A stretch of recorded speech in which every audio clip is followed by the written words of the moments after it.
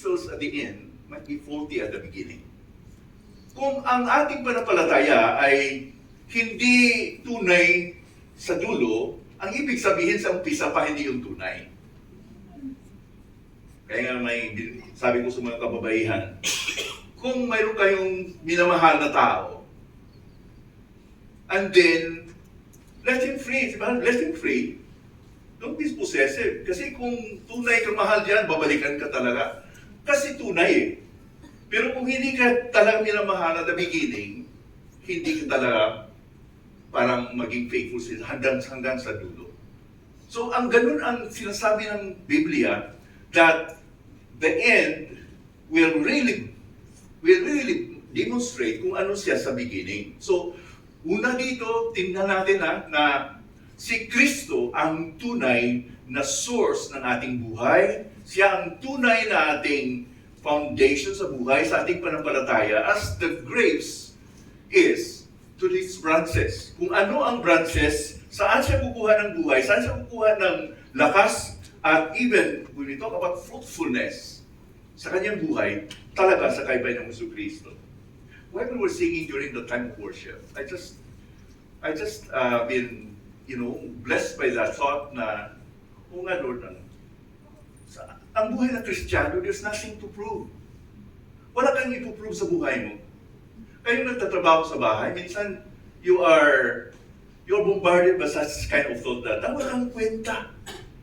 Ano ka lang nasa Pilipinas, bakit nandito ka? You hear these insults, you hear these kinds of derogatory remarks from people, maaari sa inyong mga amo, and you feel bad about it, and then hindi lang isang beses, kundi linggo-linggo, buwan-buwan, ganun. And you begin to believe this lie that, yeah, I'm like this. I'm like this. But no. Kasi, hindi ito ba sa atin eh. It's about the vine. It's all about Jesus. Naka-connect lang tayo sa vine. That's grace. You have nothing to do about who you are and what you're doing is just but because you are a part of that relationship with Christ. There's nothing to prove in being a Christian. We don't need to prove anything that I'm too good, I'm like this in order na mahalin tayo ng Panginoon. No. Mahal tayo ng Panginoon just simply because He's the God of love. Nothing can separate this love, di ba? So, yan ang una.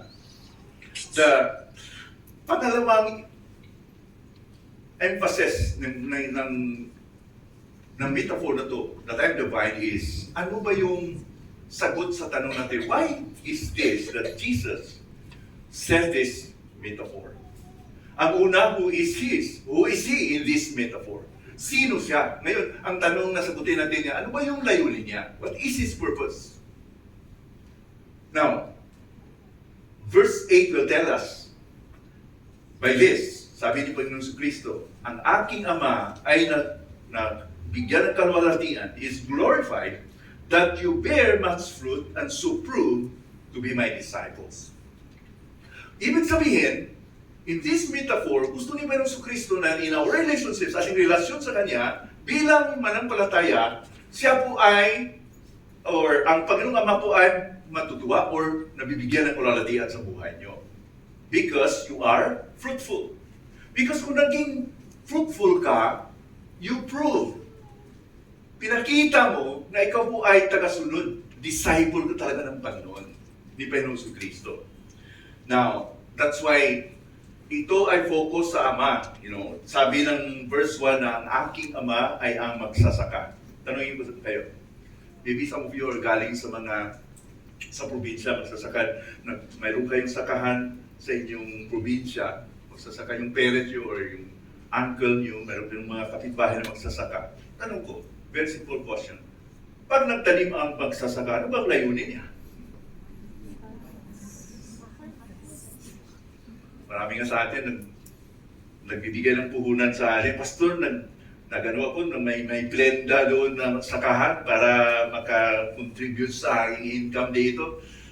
Nagano ko na magtanim ng palay pero lugi kami. Kasi mahal ang binhi, yung buto.